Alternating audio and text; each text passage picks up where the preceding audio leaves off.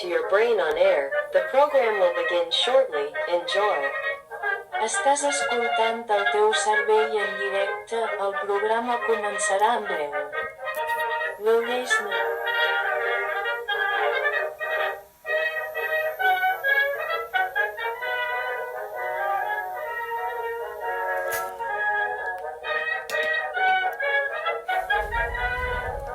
Good afternoon, everyone.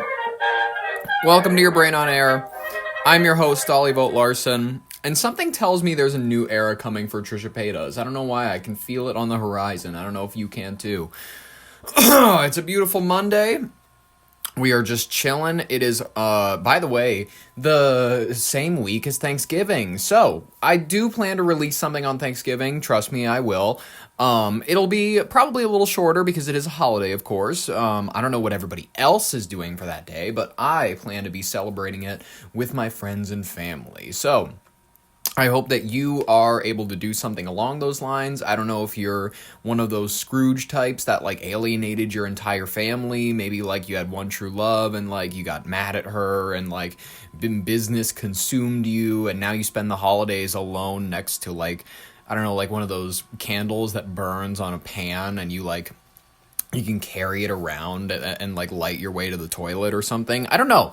I hope that is not the holidays that you're enjoying. I hope that you're not enjoying that sort of very romantic era, very 1800s of you. But anyways,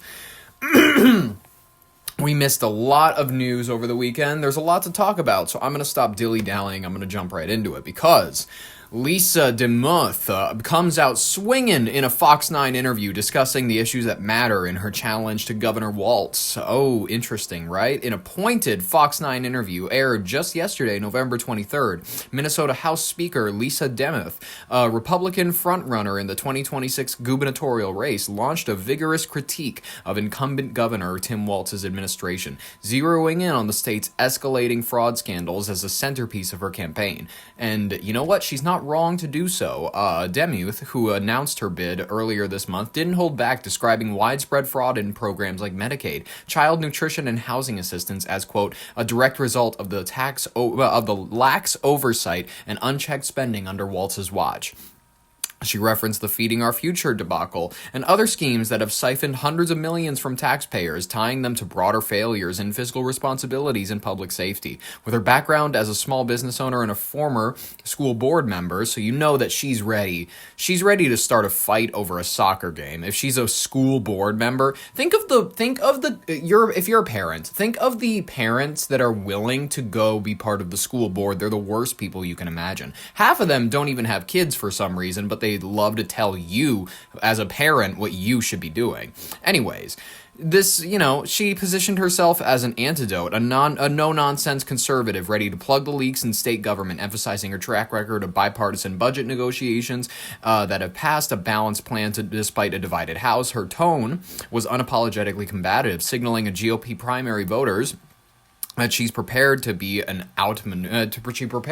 she's prepared to outmaneuver Walz, in the 2024 vice presidential nominee, whose national profile hasn't translated to invincibility in his home state. Nobody really, his premiere to the world did not go very well. Everybody kind of treated him as an Elmer Fudd. He was goofy. No one took him very seriously the entire time that he was selected as like, oh, Mr. Side Piece to whatever, to miss. She was the star of the show. Kamala was the star of the show. She just wasn't a very good star of the show. Anyways, we can reference this interview real quick. Her interview extended beyond fraud, though, to hammer home issues resonating with suburban rural Minnesotans, including education reform, economic pressures, and such. She decried divisive ideology infiltrating classrooms and pledged to boost test scores by refocusing on core skills over what she called woke distractions, drawing from her 11 years as the ROCORI school on the ORCOI school board. On the economy, she slammed Walz's policies as favoring, quote, illegal immigrants with giveaways, while small businesses and families grapple with inflation and high taxes, vowing to cut waste spending and incentivize job growth.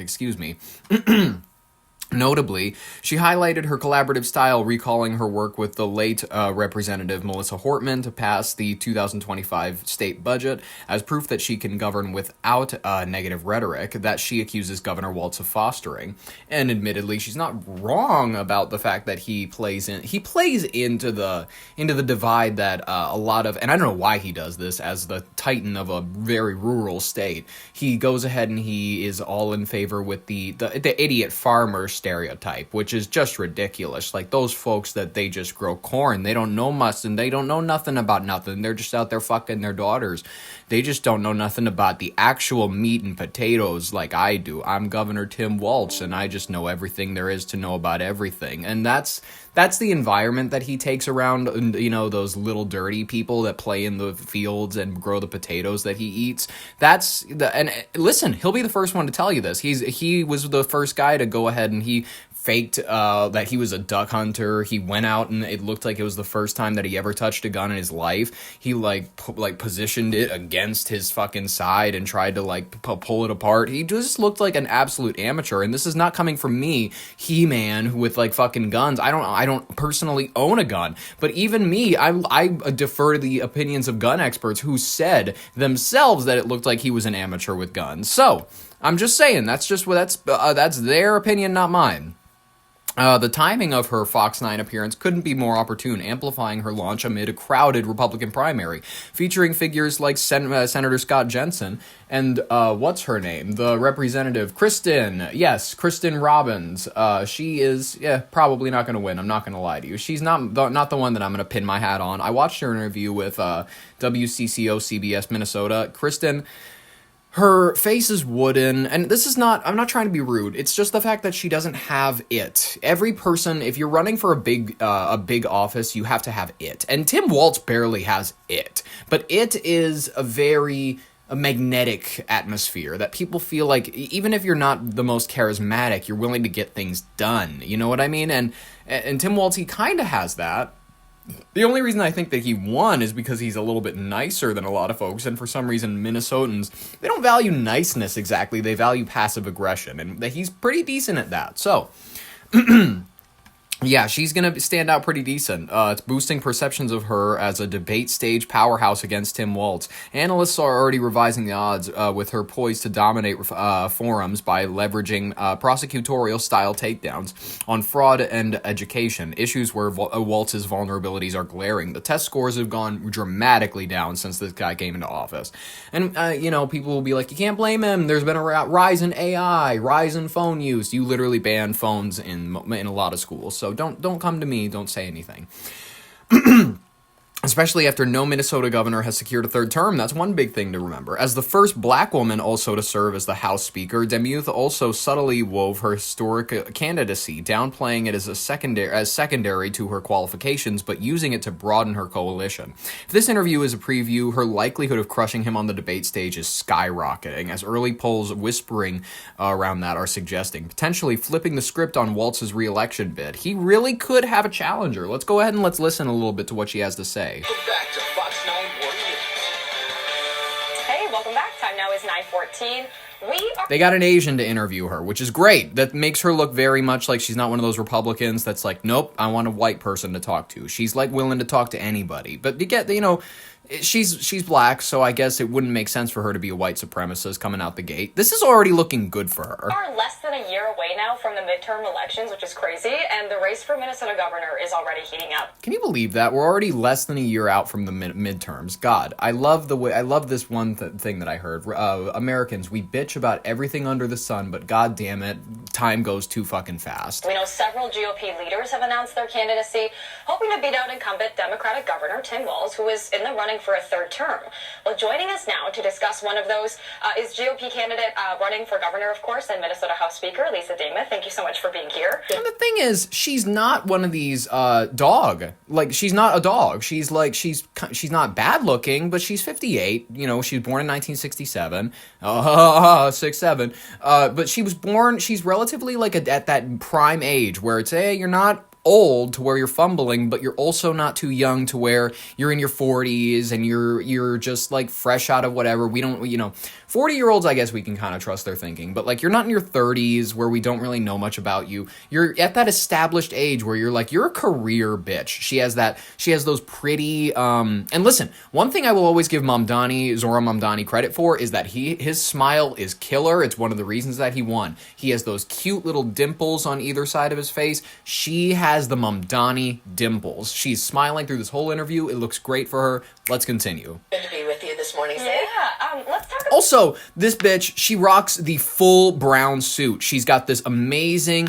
She looks like one of those aesthetic videos that is like, oh, my mom in the 2000s, because everybody had a mom in the 2000s except for, I don't know, people who were older than that. But she has the all brown look, and it feels like she looks like she's out of a Norah Jones music video.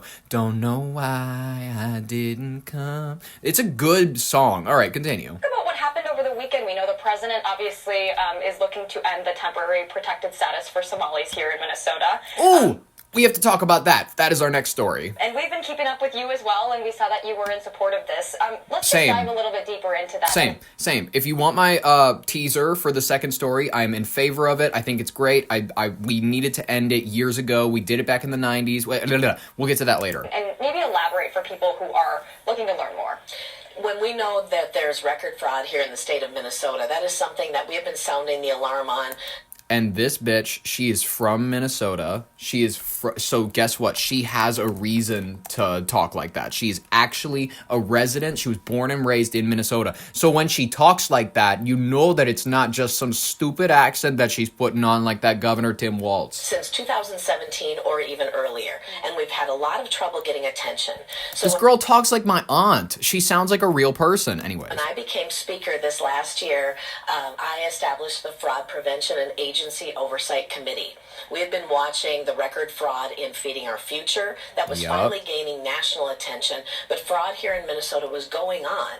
And it's always important to recognize that when there is fraud, it means those tax dollars are not going to the people that need it the most. It's going to fraudsters. And so the work that our fraud committee was able to do this year, plus with the national attention and the U.S. acting attorney Joe Thompson, and really shining a light on this, we know that fraud here in Minnesota has to stop. Yeah. All of these different agencies that have either let it go by and still paid out. We know there's been an explosive growth in autism services, in the Feeding Our Future scandal. There's been fraud, 28 issues of fraud since Governor Walz took office in 2019. That's too much for taxpayers. I am glad that you elaborated a little bit on the fraudulent activity that you guys have been seeing here, because I think, for more people have been trying to understand exactly what has been going on, so it's nice that you were able to touch on that. Obviously, you are running for governor, Minnesota governor. You're hoping to beat out Governor Tim Walz. Let's talk about that. We know that the race here is pretty packed, especially when it comes to GOP candidates. Curious, Speaker Demuth, what makes you stand out and your team stand out amongst all the other candidates who are also running for that seat? As I've talked to people across the state, they want to see that they can afford their lives. They want Minnesota to be successful for them. We have to be able to grow our economy, and that means not having the mandates on businesses as we've seen. We are we're the second highest corporate tax in the nation. Yep. We're the sixth highest personal individual income tax. Minnesota has become unaffordable. We've just touched on fraud. That means that we are having tax dollars go out. Second only to California. That is factually true. Look it up. The other thing that we've seen is our test scores overall for our kids in school in Minnesota.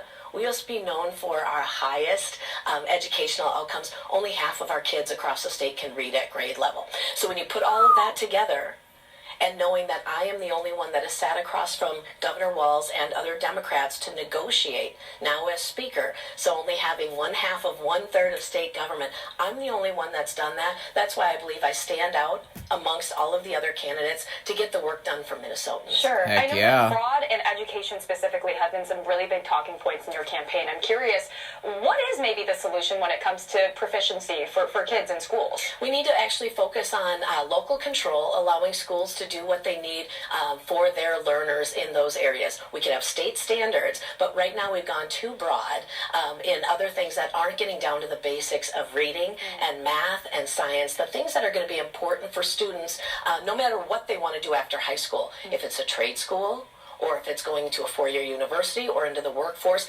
all kids need to be equipped. And the least that we can expect is that they would at least be able to read at grade level. Yeah, I know we're starting to run out of a little time here. Really quick, I do want to ask you, we are in a time of political divide, obviously, as you know. And how are you going to maybe help ease the tensions and reach across the aisle, especially here in Minnesota? I've already proven that I've done that well. As I negotiated along with now former Speaker Melissa Hortman, we negotiated an organizational agreement because of the tie in the House, proving that Democrats and Republicans can work together. We did that this entire year, getting a state budget passed. We were able to deliver, and I led the charge on delivering $5 billion in reduction in spending.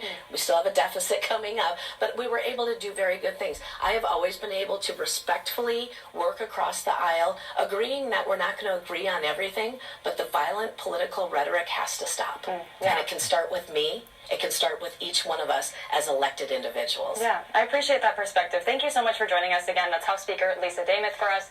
Thank you for your time. Thank really you. Appreciate it. There you go. There you go. That's her.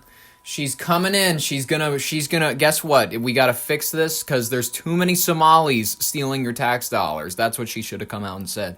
She should have come out and said, we can fix this immigration issue. You know, the kids, they can't fucking read because there's some lady that is wearing a hijab on your block. That's the issue, is that your kid can't read because there's too many Muslims. That's her key thing that she's coming out with. She's coming out swinging. Folks, let's do a quick break for an ad. As a matter of fact, this is another institution from Minnesota that went ahead and sponsored me today, so I'm really happy about that, and I'm really happy that we can go ahead and we can do a lot of good for this nation.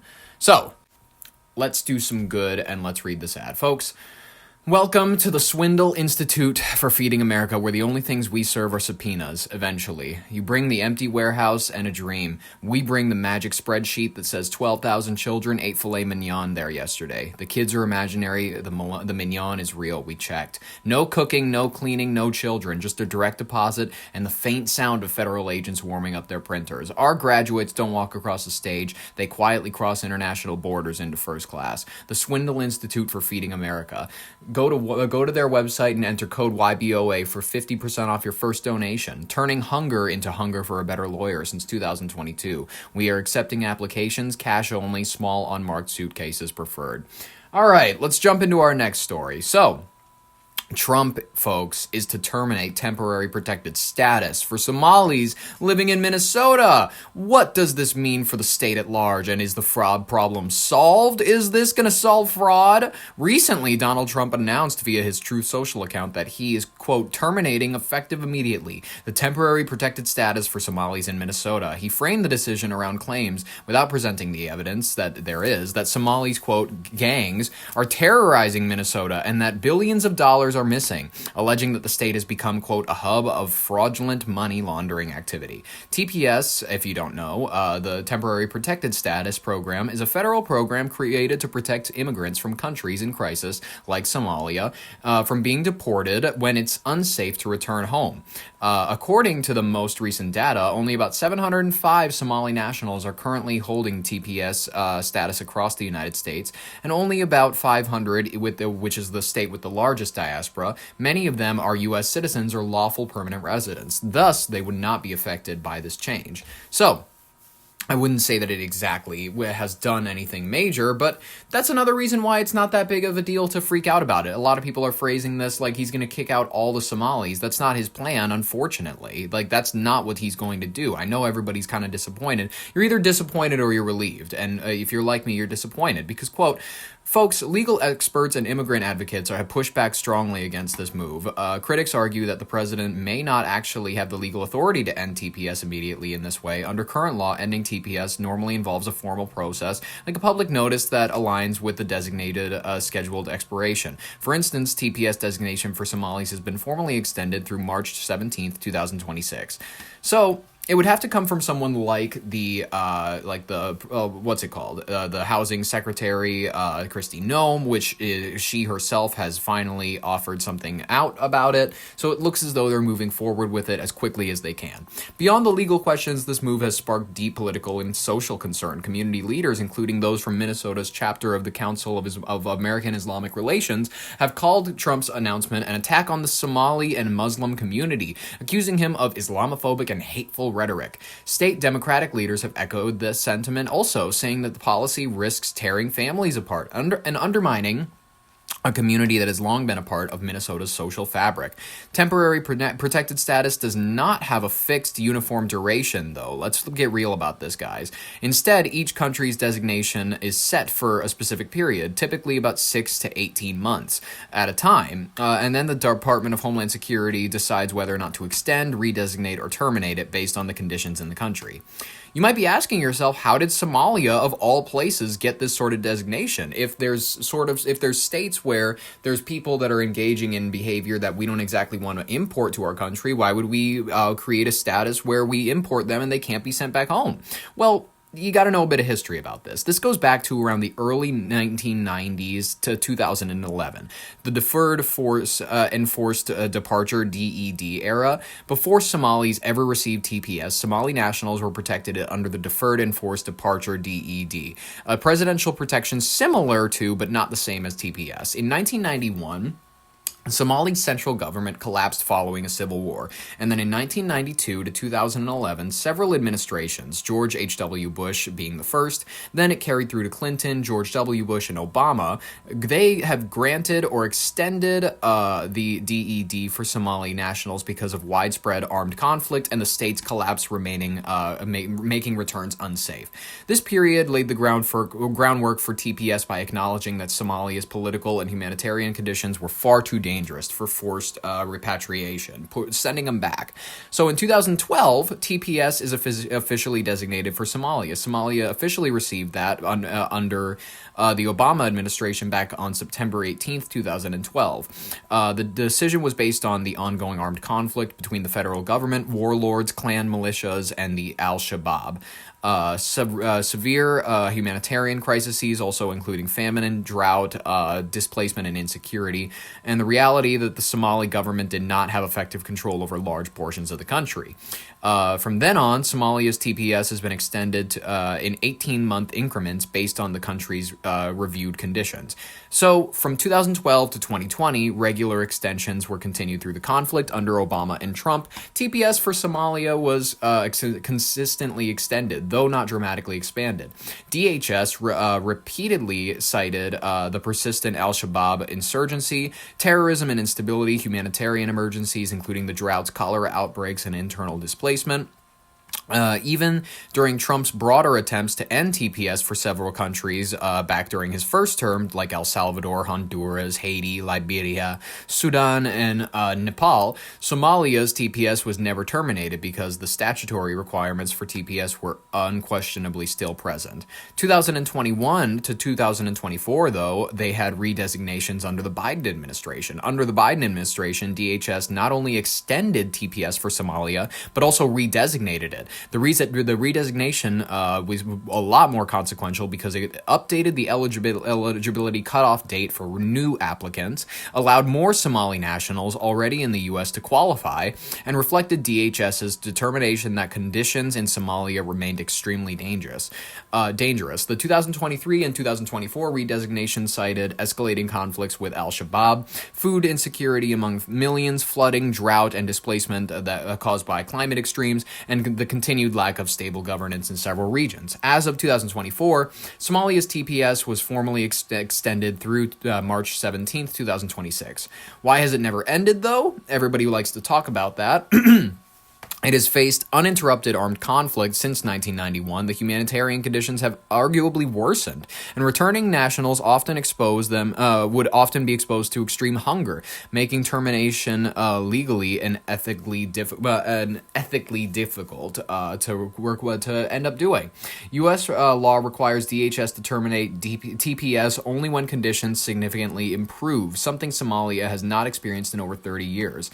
So, there's an argument for a lot of people to say, oh yeah, we should be taking them in and whatnot, we should be doing that. Absolutely. If you have that argument that we're a humanitarian aid country, sure, if you have that feeling, that's yours to have.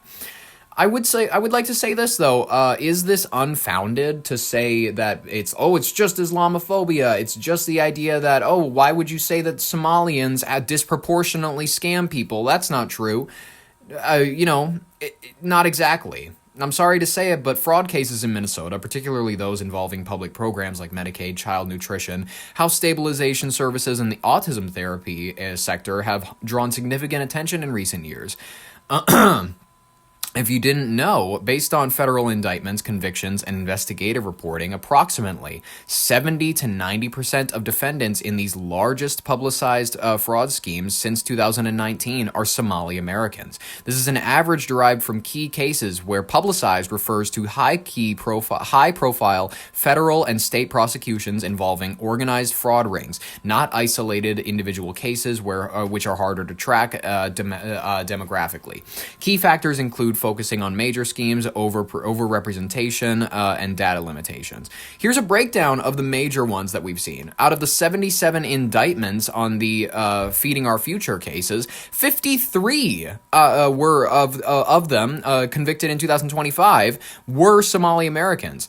Out of the 51 of the 53, they had direct Somali names, and then in 2 of the cases they changed them to American sounding.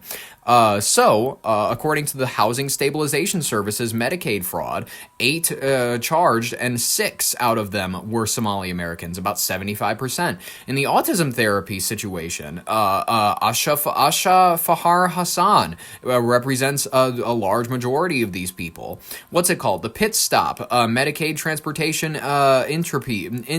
Interprety fraud, whatever it's called. The 18 charged Fairvault ring, excuse me.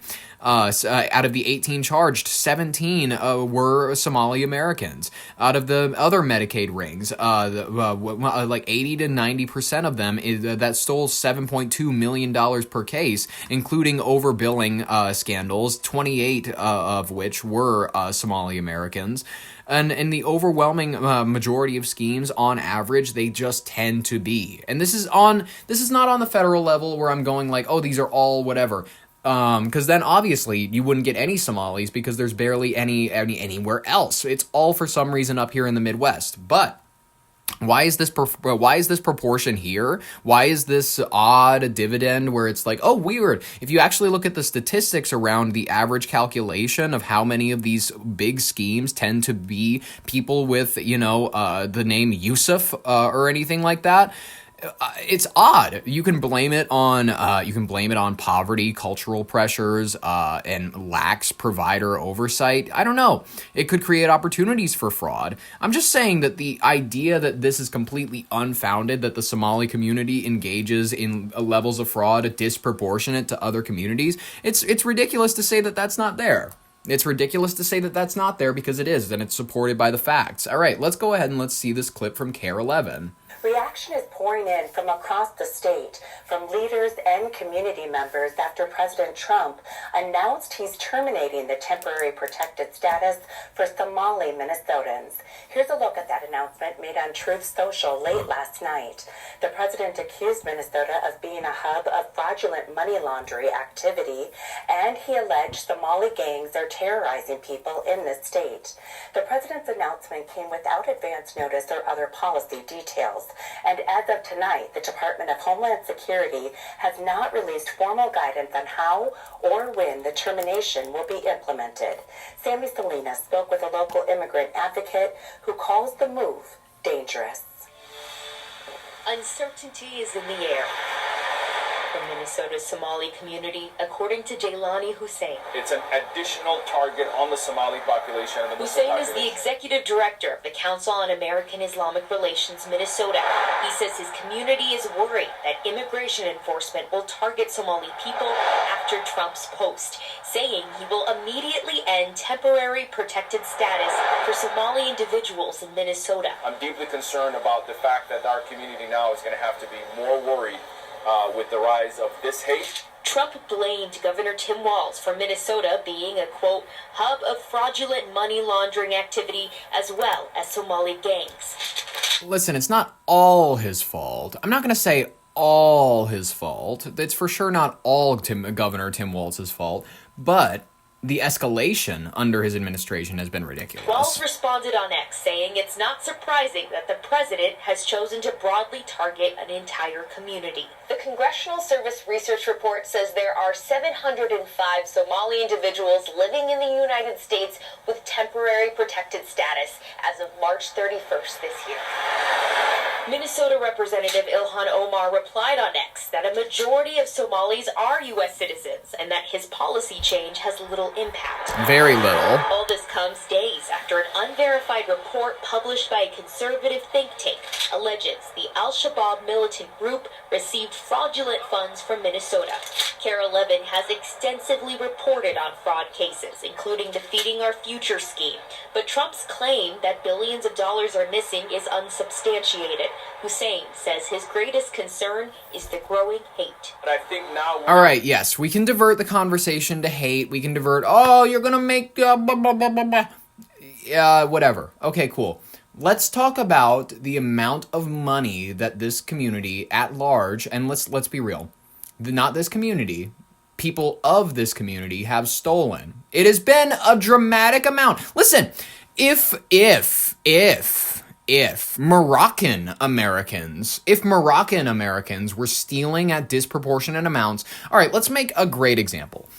Let's create an imaginary metropolitan in the middle of the Midwestalopolis, and this place exists in Minnewanka. It is a state somewhere in between North Dakota and Minnesota.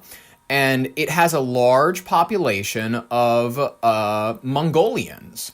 And the Mongolian community in this metropolitan city, according to statistics, around 80 to 90% of the fraud cases ever since we have protected the importing of Mongolian people into this community, ever since we've started doing that, the amount of fraud cases has exploded, and the amount that have come from people of Mongolian descent is 80 to 90%.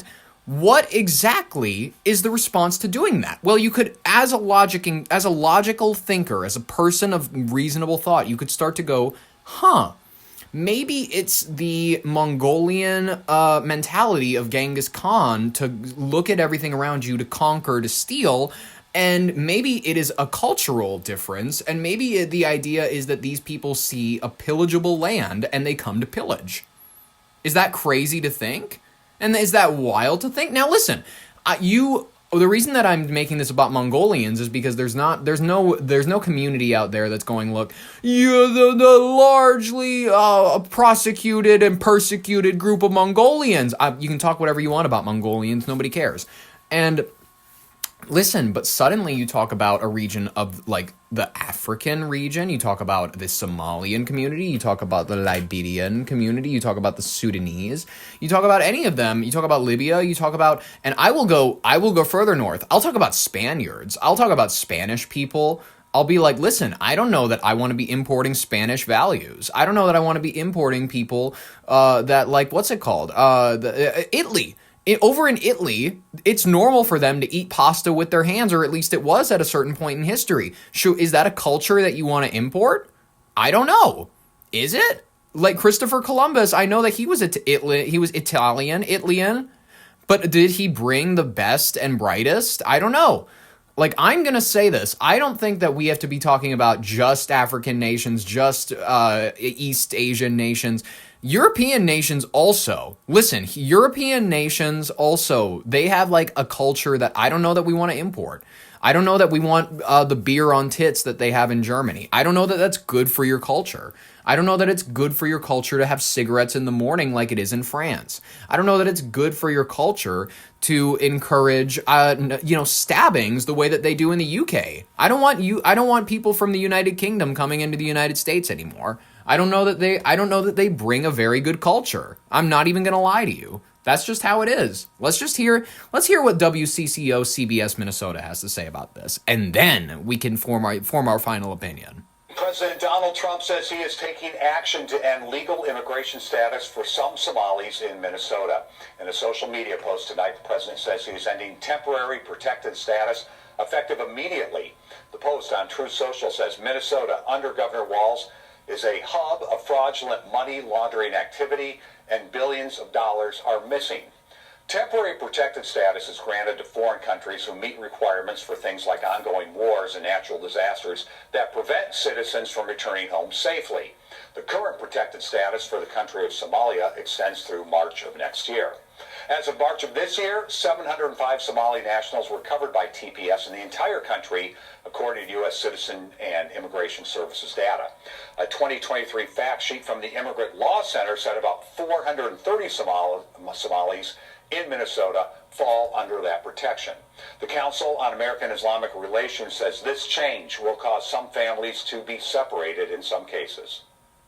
There are families who are currently having their children grow up in the United States as full citizens, as born in the United States, but their parents may be holding a TPS status. That means that we'll be breaking families who have been here legally. Minnesota Representative Ilhan Omar, the first Somali American member of Congress, said tonight, "I am a citizen and so are a majority of Somalis in America. Good luck celebrating a policy change that really doesn't have much impact on the Somalis you love to hate. We are here to stay." We'll keep following this and, of course, share more on this breaking news as we learn it.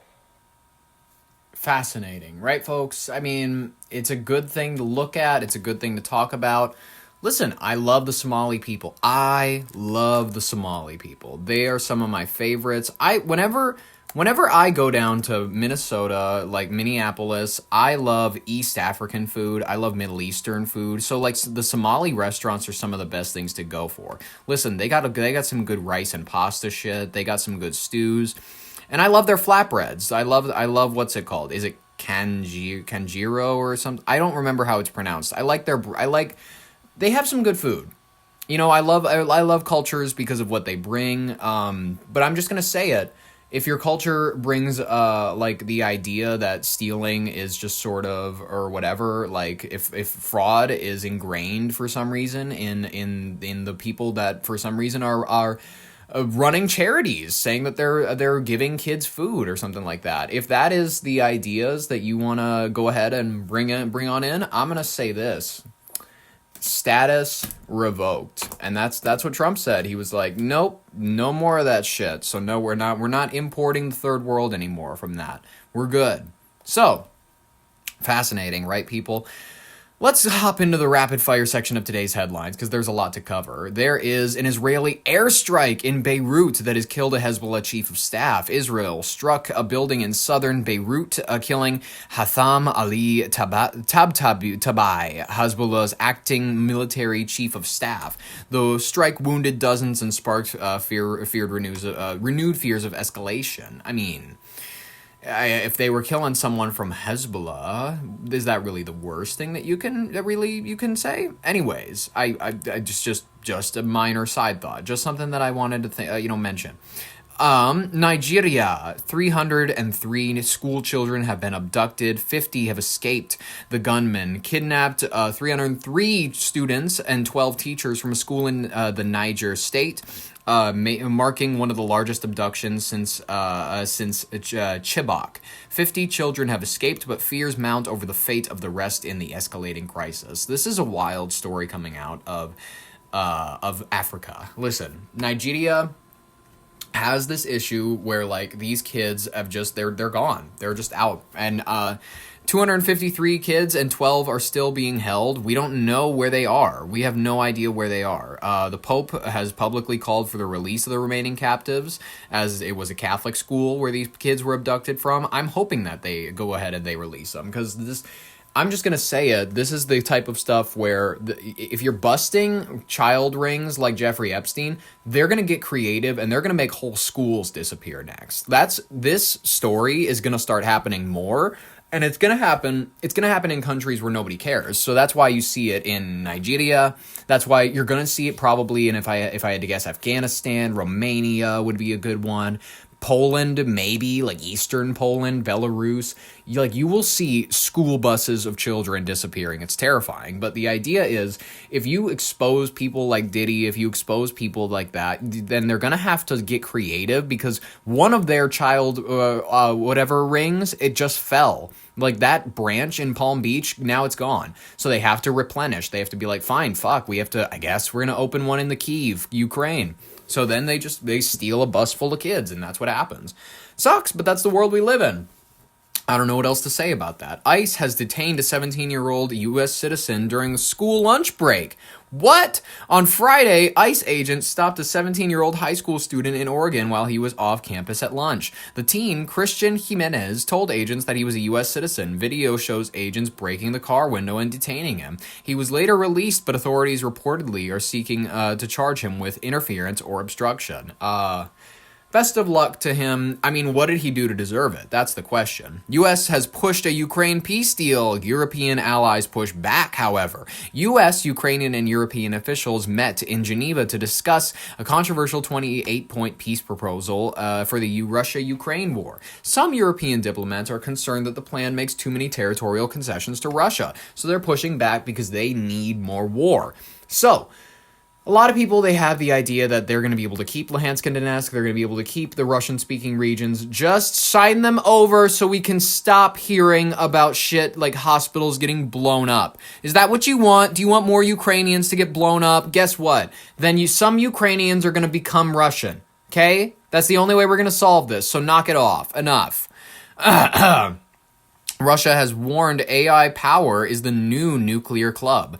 A senior executive at Russia's Sberbank, weird the fuck, compared national-scale AI models to nuclear weapons in terms of strategic power. He argued that only a handful of nations will dominate national language models because of the huge infrastructure and computing that will be required. It could be, I don't know. Indonesia certainly has seen this and thought that it is something that they got to get invested into, because they have eyed overseas AI infrastructure investments. Indonesia's state pension fund, BPJS, is looking to invest in global AI infrastructure, data centers, subsea cables, etc. This move signals how countries are treating AI infrastructure as long-term strategic assets. I mean, why not? It's kind of the important thing. It's the new move. Pauline Hanson suspended from the Australian Senate over Barca protest.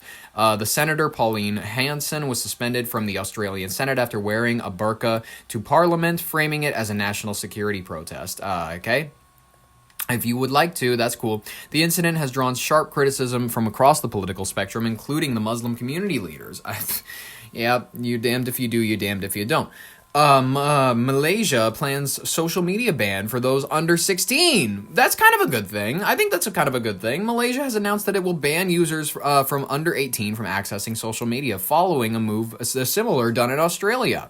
I kind of like the Aussies for that. I think that social media only does bad things. We'll cover that in our third story. The government cites concerns about online harm, including cyberbullying and misinformation. Cyberbullying isn't real. Close the computer, idiot. Urban development law has been passed in North Korea. What? Good for them. North Korea's Supreme People's Assembly enacted a city formation and development plan, a rare policy move toward structured urban planning. The law is part of Pyongyang's broader push to modernize the cities despite long-standing economic constraints.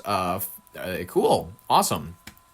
4 have been killed in a major drone attack in Ukraine, unfortunately. In Kharkiv, Russian forces have launched a large-scale drone strike on Kharkiv, Ukraine, killing 4 people and injuring others.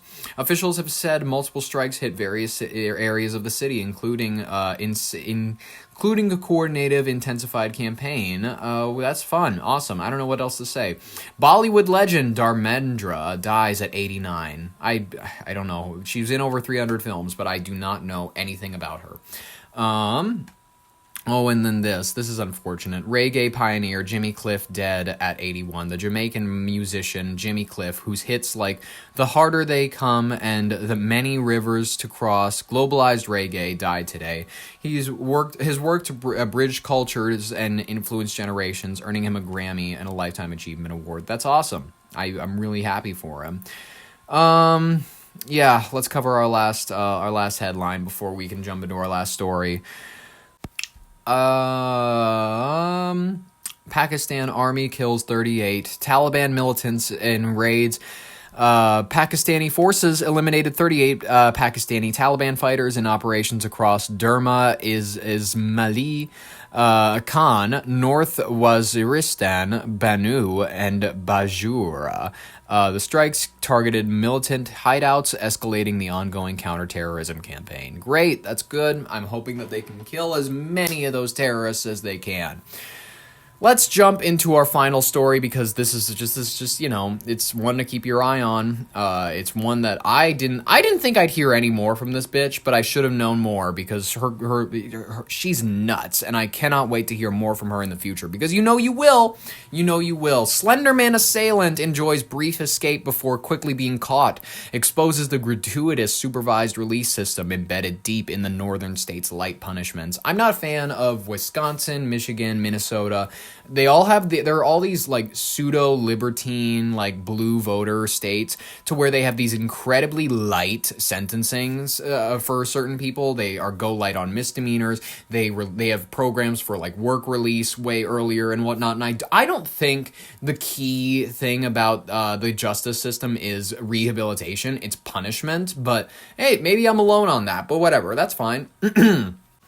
Oh, folks, Morgan Geyser, one of the girls involved in the 2014 Slenderman stabbing, was recaptured after fleeing a supervised group home in Madison, Wisconsin. According to the investigation, she cut off her GPS ankle monitor on Saturday night, triggering an alert on the Department of Corrections. However, the response to that alert broke down quickly. The bracelet showed signs of malfunction around 9:30 p.m. Staff did not confirm that she was missing until hours later. The police were not informed until nearly a half a day later. The delay raised an immediate concern about oversight of her conditional release, which had been granted earlier this year after she spent nearly a decade in a secure psychiatric facility. Listen, this is the type of person that should have never been released. I hate the overly loose rules that we have for a lot of these people that just let them go and kill and maim and do all their crimes. I'm not a fan of it. Geyser was eventually located the following night in Posen, Illinois, hundreds of miles from the group home. It's just south of Chicago, if you didn't know. Police found her at a truck stop with a 42-year-old man who was later arrested on unrelated charges, including obstructing identification. When officers approached her, she initially provided a false name before eventually acknowledging who she was, reportedly telling the officers, "You can Google me." Her capture ended a multi-state search and confirmed that she had crossed state lines after cutting off her monitoring device. The incident had raised serious questions for Wisconsin officials about how Geyser was being supervised and whether the group home environment provided adequate security for someone with her history. These sorts of things are open and available to all sorts of people, not just people who killed somebody as a child, but someone who killed somebody as an adult. They have these programs. Since her release, she's been living under strict supervision. Strict, apparently. A condition that the court deemed appropriate given her mental health evaluations and gradual progress. However, the escape and the long delay in reporting it may prompt a reassessment of the program's monitoring procedures and of Geyser's placement itself. Going forward, she faces a likely return to Wisconsin and a court review that will determine whether she has violated the terms of her conditional release. Based on the fact that it's a northern state like Wisconsin or Minnesota, they're probably going to look at the escape and they're going to go, well, she was probably having an off day, that's just sort of how these sorts of things happen. It just sucks that little girl, she just has such problems. Let's go to the news, ABC News, folks. This morning, the search now over for 22-year-old Morgan Geyser, the woman at the center of the Slenderman stabbing case. Geyser was taken into custody in Illinois after police in Madison, Wisconsin say she cut off her ankle monitoring bracelet and escaped from a group home Saturday night. Police overnight confirming she was found at a truck stop 25 miles south of Chicago with another person who was also detained. Her lawyer made this plea while she was on the run. Do not continue to remain on the run like this. It is not in your best interest to handle this matter that way. Back in 2014, Geyser and another girl, Anissa Wire, both 12 at the time. That poor fucking lawyer going on social media going, please, girl, we've worked so fucking hard. You're making this case fall apart.